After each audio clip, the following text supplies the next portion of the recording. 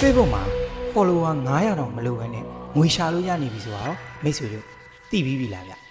မသိသေးလို့ရှိရင်တော့ဒီဗီဒီယိုလေးကိုအဆုံးထိလိုက်ကြည့်ပေးလိုက်ပါခင်ဗျတကယ်လို့ကျွန်တော်ပြောတဲ့အတိုင်းလိုက်လုပ်ကြည့်လို့အဆင်မပြေတာနားမလည်တာရှိလို့ရှိရင်လည်း comment မှာရေးပေးထားခဲ့ပါခင်ဗျကျွန်တော်နာမည်ကတော့အာခါမင်းပဲဖြစ်ပါတယ်ခင်ဗျ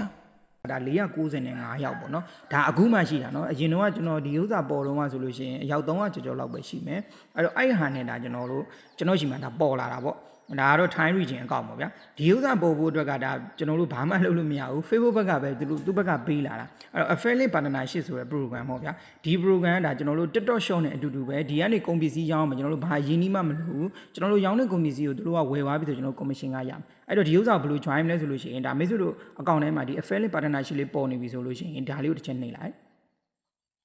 အဲ့ပြောလို့ရှိရင်ဒီမှာပေါ့နော်အောက်မှာ Shopee ဆိုတဲ့ဟာလေးပေါ်နေပြီ affiliate program ဆိုတာရှိတယ်အဲ့ဒါဟာမှာကျွန်တော်တို့ကဒီမှာ Gusta ဆိုတဲ့ဟာလေးကိုတစ်ချက်နှိပ်ပြလိုက်ပေါ့နော်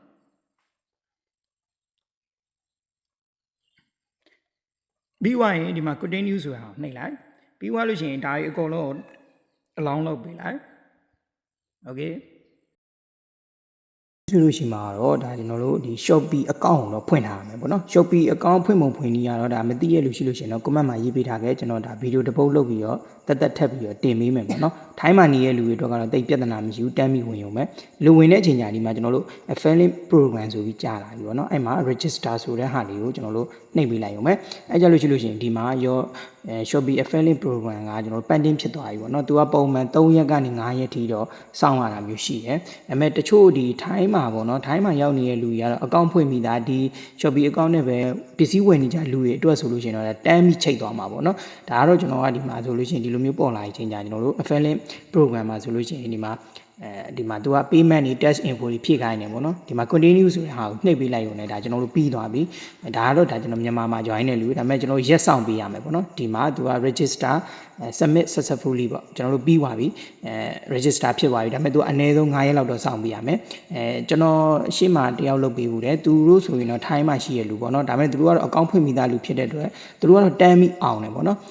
တကယ်လို့ဒီ Shopee account ဖွင့်ဖို့ဖွင့်နေရတော့သိချင်လို့ရှိရင်တော့ဒါ comment ရေးပေးထားခဲ့ကျွန်တော်ဗီဒီယိုတစ်ပုတ်ထပ်လုပ်ပြီးတော့တင်ပေးမယ်ပေါ့နော်ပြီးသွားလို့ရှိရင်တော့ဒါကျွန်တော်လည်းအခုစောင့်အောင်မစောင့်ပြီးလို့ရှိရင်တော့ link ကိုဘယ်လိုတင်ပြီးတော့ဈေးဘယ်လိုရောင်းရလဲဆိုတာကိုကျွန်တော်